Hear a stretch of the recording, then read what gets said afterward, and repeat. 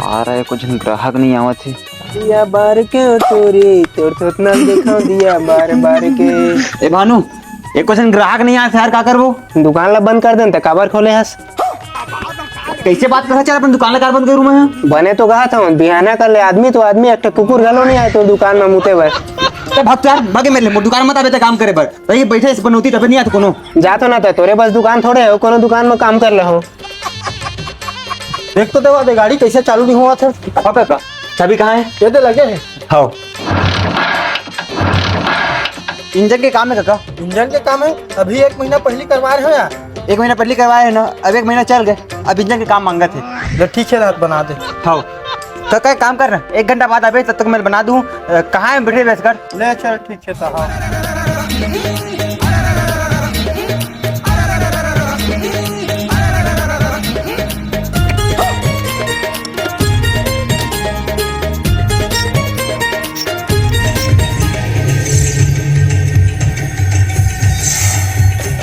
देवा गाड़ी बन गया का?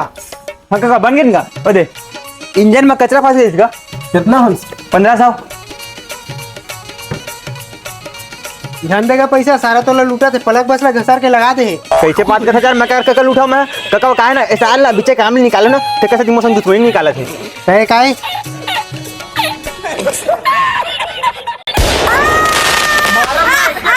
ये तो एकदम मोरे का दिखा दे यार। कौन है यहाँ?